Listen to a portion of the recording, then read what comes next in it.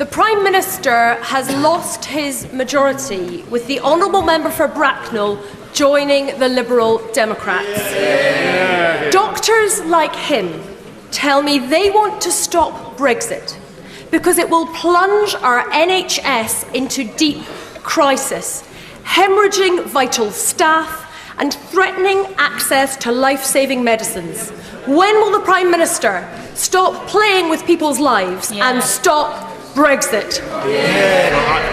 I'm glad that the Right Honourable Lady has given me occasion to remind the House that there are in fact 700 more doctors in the NHS since the vote to leave the EU. And actually, just in the last 6 weeks, Mr. Speaker, we've been able to announce another 1.8 billion going to 20 new hospital upgrades around the country, in addition to the 34 billion extra that the Conservative government is putting into the NHS, Mr. Speaker. So I'm grateful to her for allowing me to point that out.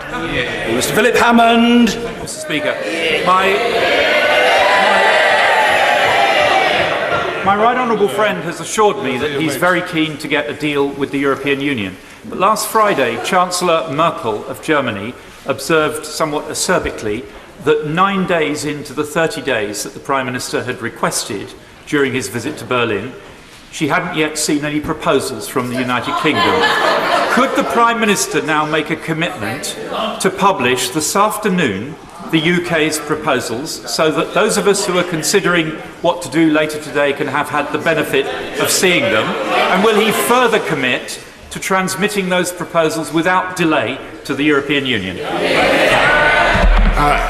Actually, as I told my right honourable friend this morning, the Chancellor Merkel was making an elementary point, which is that we could easily do a deal within 30 days, and we certainly shall. And what she also said is that there is no point in what my friends across the EU have said, is that there is no point in having a negotiation beginning formal talks, as long as there is a risk that Parliament will make that negotiation impossible by taking away the ability of this country to negotiate. So every time we set out ideas, the first thing they ask, Mr. Speaker, is what will Parliament do? So I urge my friends tonight, I urge colleagues tonight to give us the leeway to get the deal that we need. It is very, very clear. The deal that can be done, the outlines of it are very clear. If members had been listening in my statement earlier, they would have heard the rough shape of what that deal can be.